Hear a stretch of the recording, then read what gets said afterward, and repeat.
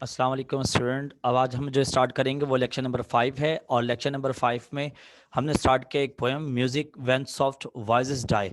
इससे पहले जो हम लेक्चर पढ़ चुके थे वो लेक्चर नंबर 4 है जहां पर हमने अपनी बात को मुकम्मल कर ली। अब जब स्टार्ट करते हैं एक पोएम स्टार्ट करेंगे music when soft voices die. Last time जो हमने स्टार्ट किया था वो एक शायद पोएम है और एक टेक्स्ट लिया था हमने। वो टेक्स्ट सॉन्ग एक हमने स्टार्ट किया था sonnet compose sorry Pakistan and the modern world. उस पर हमने बात ख़त्म की थी फर्स्ट सेकंड और थर्ड लेक्चर में। और फोर्थ लेक्चर में हमने बात ख़त्म की थी से not the struggle not the wealth. ठीक है, ये 4 लेक्चर वहाँ पर मुकम्मल हो गए। 5वें लेक्चर में भी एक पोएम स्टार्ट किया है, फिर छठे पे जाके एक टेक्स्ट स्टार्ट करेंगे। तो हेडिंग लगाइएगा, अपने साथ पेन पेंसिल और रजिस्टर रखेंगे ताकि समझने में सुनने में आसानी हो सके, वो लिख लें। तो हेडिंग क्या है? Music when soft voices die. इसको लिखा किसने है? प्रिसी बिशी शैली ने लिखा है। प्रिसी बिशी शैली ने लिखा है। तो साइड हेडिंग लगाओगे उसी तरह से जैसे हम लिखते हैं। वो क्या लिखते हैं? About the poet. किसके बारे में लिखते हैं? About the poet. लेकिन यहां पर अबाउट द पोएटिस पोएटस है, शायरा के बारे में हम लिखेंगे। ठीक है, तो उसी तरह से हेडिंग लगाओगे अबाउट द पोएटिस, फिर उसके नीचे name, born, died, education. Name, born, died, education. नाम में क्या लिखेंगे आप? प्रेसी बिशी शैली, फर्स्ट पॉइंट। सेकंड पॉइंट में क्या लिखेंगे आप? शी वॉज बॉर्न 1792 और ब्रैकेट में लिखेंगे सुसेक्स। ये जगह का नाम है इंग्लैंड में। तो ये सेकंड पॉइंट हो गए। फर्स्ट पॉइंट पे नेम अबाउट द पोएट की हेडिंग लगाकर फर्स्ट पॉइंट में नेम प्रेसी बिशी शैली, सेकंड पॉइंट पे लिखेंगे शी वाज बोर्न 1792 और ब्रैकेट में क्लोज करेंगे सुसेक्स। इंग्लैंड की जगह है जहां पर वो पैदा हुए। तीसरे पॉइंट पे लिखेंगे she died 1822। She died 1822, third point. और फोर्थ पॉइंट पे क्या है हमारे पास? She was education. एजुकेशन की हेडिंग लगाओगे, मतलब वो फोर्थ पॉइंट है जिसमें लिखोगे आप she was educated at Eton and university, Eton and university college Oxford. तो ईटन ग्रामर स्कूल से, यूनिवर्सिटी से, कॉलेज से उन्होंने अपनी तालीम को मुकम्मल की। ये आपके हो गए fourth point. Name, born, diet, education. 4 point हो गए आपके पास। चारों पॉइंट्स हमने नाम भी बता दिया, कब वो पैदा हुई वो बता दिया, कब वो इंतकाल कर गई वो बता दिया, तालीम कहाँ से हासिल की वो बता दिया। अब हेडिंग लगाते हैं अबाउट द पोएम। अब अब हम अबाउट द पोएम में सबसे पहले टाइटल को बता दें कि music when soft voices die. मौसीकी कभी भी खत्म नहीं होती। इसका मतलब क्या है कि सर आज क्या हम मौसीकी के बारे में पढ़ेंगे? नहीं, ये एक थीम है, ये एक टाइटल है जिसके हम पस मंजर पे जो बातें की गई हैं वो हम देखेंगे। वो बताया गया है कि मौसीकी कभी खत्म नहीं होती, मतलब इंसान इस दुनिया से चला जाता है लेकिन उसकी गीत, उसकी संगीत हमेशा जिंदा रहती है, उसकी आवाज जिंदा रहती है। ऐसे कई गायिका मतलब गुलकार है, मौसीकार है जो गाकर चले गए लेकिन उसकी आवाज आज भी आप सुनते हैं। ऐसे कई है, नूरजहां है, नुसरत फतेह अली खान है, मेहदी साहब है, किशोर कुमार है, रफ़ी है। तो ऐसे कई गुलकार है जिसके आप आज भी आवाज सुनते हो। वो गाकर तो चले गए लेकिन आवाज, मतलब इसका मतलब क्या हुआ सर?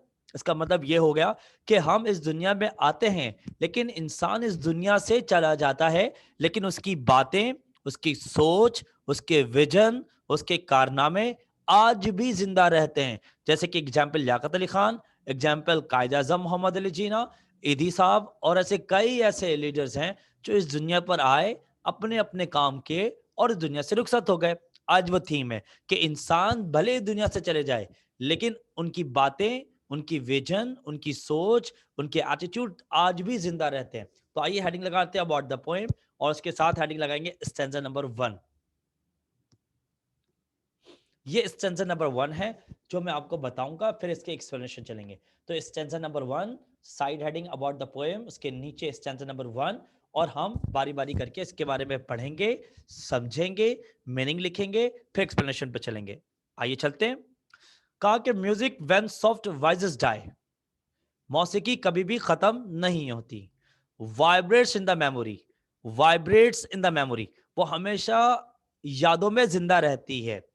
अडोर्स, अडोर्स का मतलब होता है love. When sweet wallet scan, adores का मतलब होता है लव, स्वीट वॉलेट स्कैन। ऐसे जैसे कि एक गुलदस्ते की खुशबू जब इसे इनहेंस करते हैं तो कहा bunch of flower, sweet water scans, bunch of flower. वैसे ही जैसे कि जब हम बंच ऑफ फ्लावर को इनहेंस करते हैं, खुशबू जब अपने सांसों में उतारते हैं, live with in the sense the quick, जब कभी भी हम उसे अपनी यादों में बसाते हैं, जब उसे हम इनहेंस करते हैं, तो वैसे ही तरोताजा होते हैं, वैसे जैसे खुशबू की तरह। तो कहा कि वाइब्रेंट द मेमोरी, कहा कि वो हमेशा हमारी यादों में जिंदा रहते हैं। जब कभी भी हम उसे याद करते हैं तो वो फौरन से हमारी यादों में जिंदा हो जाते हैं।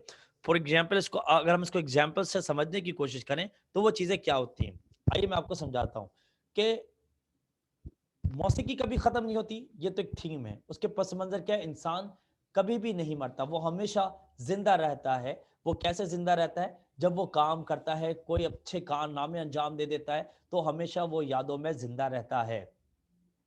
तो इसकी एग्जाम्पल किस तरह से बताई गई है वो भी हम जानेंगे, वो भी हम देखेंगे और समझेंगे भी।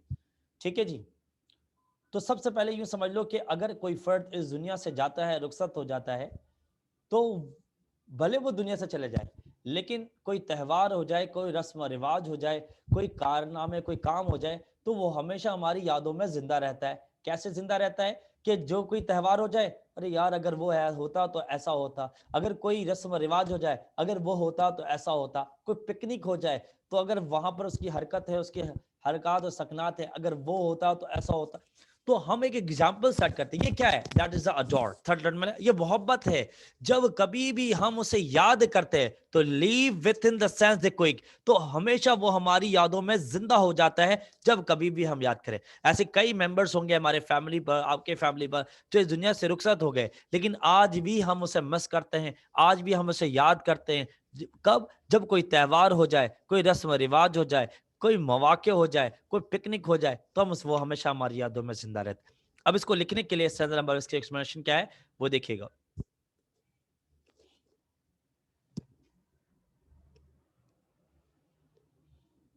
आप फर्स्ट पैराग्राफ जो है वो पूरा लिख लेंगे।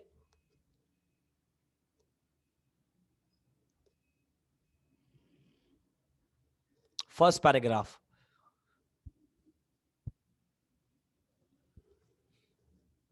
ठीक है, फर्स्ट लाइन से लेकर फर्स्ट पैराग्राफ।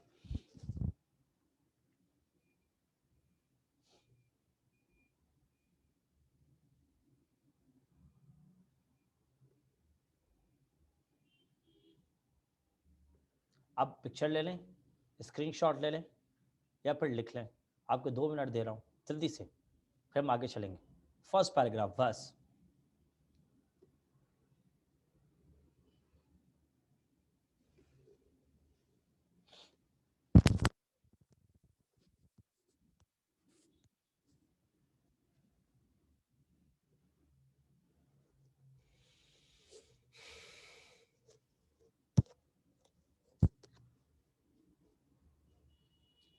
ठीक है, अब चलते हैं स्टैंजा नंबर 2 की तरफ।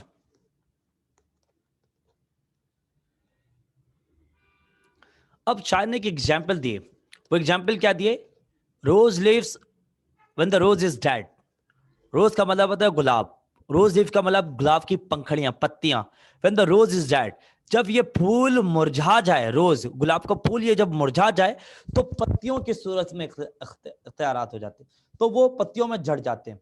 तो मतलब जब तक वो रोज है तो वो रोज है, लेकिन अगर वो मुरझा जाए तो पत्तियों में शामिल हो जाते हैं। क्या, rose leaves are heaped for the beloved's bad.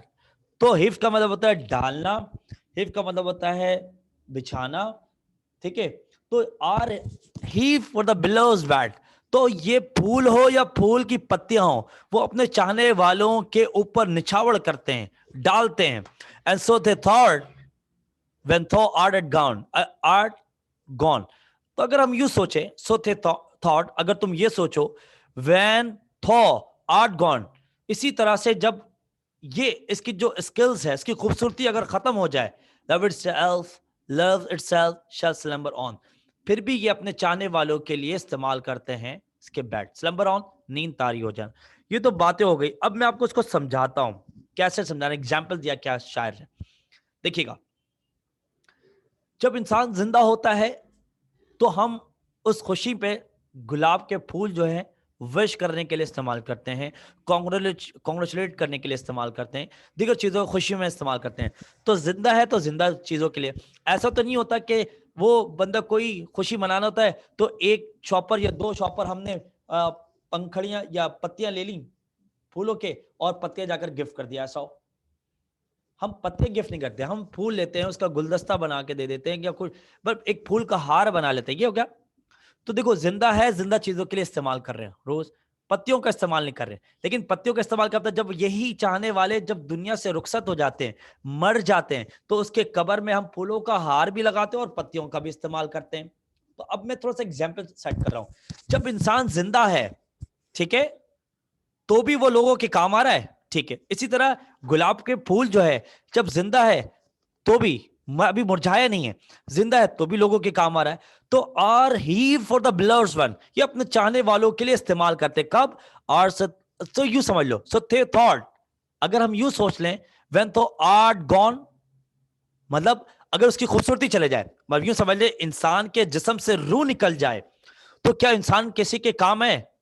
बोलेगा नहीं भाई, वो तो मुर्दा हो गया। लेकिन है, उसकी विजन, उसकी सोच, उसके कारनामे, उसके एटीट्यूड, उसके बनाई हुई चीज हमेशा अगर काम है, कोई ऐसे काम कोई कर रहा हो जो हमेशा लोगों के लिए काम आए, फायदा उठा ले, तो हमेशा काम आएंगे। जैसे ईदी साहब की एग्जाम्पल बेस्ट है।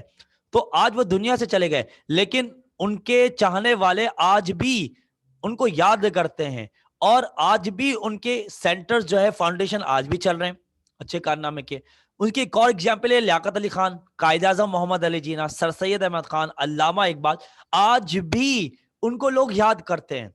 मेजर अजीज भट्टी उसके कारनामे तो तब भी काम आएंगे, उसके विजन काम आ रहे हैं, की सोच काम आ रही, उनके कारनामे आज भी हम, जो आज भी हम जिंदा है पाकिस्तान कौम, ये किसके कारनामे है? कायद-ए-आज़म मोहम्मद अली जिन्ना, जो आज का, उनके साथ जो और भी लोग थे उनके। तो कहा इसी तरह जब दुनिया से इंसान चले जाए, क्या लोगों के काम आएंगे? तो सोच लो थोड़ी देर के लिए, अगर मैं आज अब जिंदा हूं तो मैं काम आ रहा हूं, कल मैं मर गया तो क्या काम आएंगे? तो हाँ, कुछ बातें काम आ जाएंगी, कुछ सोच काम आ जाएंगी। इनमें से एक बच्चे भी हमारे सोच के मुताबिक काम कर ले, विजन पे काम कर ले, तो वो फायदा हो जाएगा हमारे, कि हमारे टीचर ऐसे, उनकी विजन क्या थी, उनकी सोच क्या थी। तो आज हमारी सोच को लेकर आप चलोगे, हमारी विजन को लेकर चलोगे कि हमारे टीचर क्या चाहते थे, तो कामयाबी हमें मिल जाएगी खुद ब खुद, और आपको भी समझ में आ जाएगी। तो वो हमारे काम, तो इनमें से अगर मैं मर जाऊं तो याद है, मेरी चीजें अगर किसी की काम आ जाए तो हमेशा काम आ जाए सोच। तो इसी तरह फूल जब मुरझा जाए तो क्या वो काम आएंगे पत्तियों की सूरत में? तो हाँ, काम आएंगे। Love itself shall slumber on, तो वो भी अपने चाहने वालों के लिए काम आते हैं। जब वो मर जाते हैं, दुनिया से रुखसत हो जाते हैं, तो हम उनके कब्र में पत्तियों की सूरज में।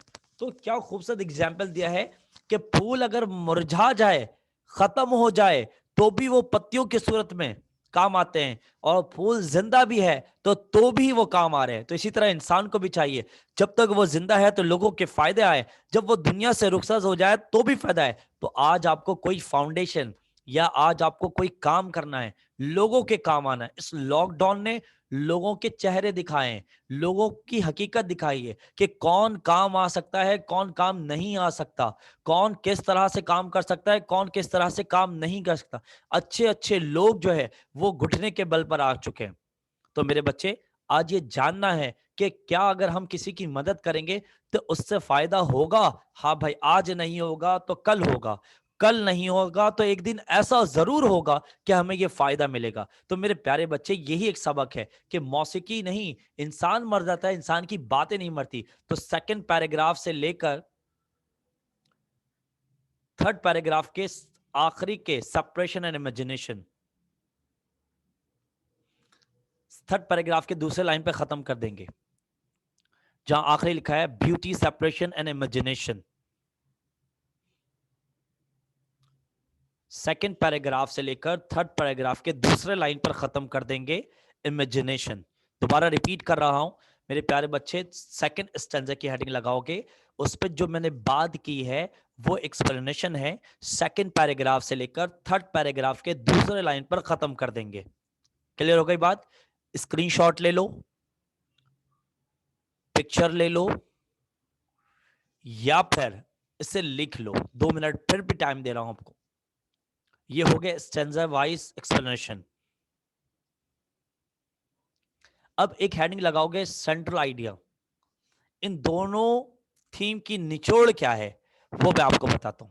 क्विक। और आप लोगों के सपोर्टिंग का बहुत शुक्रिया मेरे प्यारे बच्चे। आप लोगों ने यूट्यूब में, अगर जिन बच्चों ने अभी तक यूट्यूब नहीं देखे तो वहां जाके यूट्यूब में जाएं और बेल बजा दें या घंटा बजा दें, तो आपके इतनी दूर नहीं हूं मैं। बेल बजाओगे हर हफ्ते आपके आपके पास लेक्चर लोड हो जाएंगे। और यूट्यूब में जिसने सब्सक्राइब नहीं किया वो काइंडली सब्सक्राइब कर लें, ताकि आपके लेक्चर आपको मिले। ये काम सिर्फ लॉकडाउन में आपके लिए, आप लोगों के लिए किया जा रहा है, वरना हमें कोई शौक नहीं है कि इस तरह से वॉकिंग करें और एक्चुअली बस आप लोगों का फ़ायदा हो जाए। देखो आज टीचिंग बंद है, लेकिन हम ये मॉडर्न टीचिंग है जो हम आज भी टेक्नोलॉजी के ज़रिए आपको टीच कर रहे हैं, आपको पढ़ा रहे हैं, आपको समझा रहे हैं। ठीक है मेरे प्यारे बच्चे, ये आप कर लिया। अब सेंट्रल आइडिया की हेडिंग लगाओ और वहां पर हम लिखते हैं ये सेंट्रल आइडिया है अबाउट द पोएम। ये भी पिक्चर ले सकते हो आप, ये भी स्क्रीनशॉट ले सकते हो आप, चाहो तो लिख सकते हो। ये भी आपके लिए 2 से 3 मिनट का टाइम दे रहा हूँ, जैसे मर्जी है, लेकिन ये काम मुकम्मल कर लो। इसके क्वेश्चन आंसर जो है आप मेरे व्हाट्सएप ग्रुप में सेंड कर दो, फिर इंपॉर्टेंट क्वेश्चन जो है वो लिखकर आपको वापस कर देंगे। किसी भी चैप्टर के इंपॉर्टेंट क्वेश्चन के बारे में जानना हो तो उसके पिक्चर लेकर नोट से मेरे ग्रुप में डाल दो, मैं उसके बारे में बता दूंगा। जैसे कि थर्ड में मैंने पढ़ा Pakistan and the modern world, उसके पिक्चर डाल दो, मैं उसके बता दूंगा। अगर मैंने ये पढ़ा दिया say not the struggle nought availeth, उसके इंपॉर्टेंट क्वेश्चन जानते हो तो वो पिक्चर लेकर अपलोड कर दो, मैं आपको उसमें से बता दूंगा। तीसरा आपको ये पढ़ा रहा music when soft voices die, ये इसके पिक्चर लो, मैं आपके इसके बारे में बता दूंगा। ये आसान तरीका है मेरे लिए। देखिए जो मेरे आसान तरीका था वो मैं आपके साथ शेयर कर रहा हूँ। और आसान ये भी तरीका अगर किसी को ना मिले ये, तो यूट्यूब चैनल पर जाकर आराम से वहां पर देख सकते हो, 1 2 3 बार देख सकते हो आराम आराम से, कोई मसला नहीं है। तो ये हो गया स्क्रीनशॉट, ये हो गया पिक्चर्स, और ये हो गया, चाहे लिख लो, ये हो गया आपके पास पॉइंट्स 1 मुकम्मल हो गए। अबाउट द पोएट के बारे में भी जिक्र है, वो भी आप चाहो तो लिख सकते हो आखिर में या शुरू में जो मैंने लिखवाए। और ये सेंट्रल आइडिया है अबाउट द पोएम, और ये स्टेंजा वाइज है। ठीक है, अपना बहुत सारा ख्याल रखिएगा। अल्लाह हाफिज। अगले हफ्ते फिर 6 लेक्चर नंबर 6 में मुलाकात होगी। अपना ख्याल रखिएगा बहुत सारा।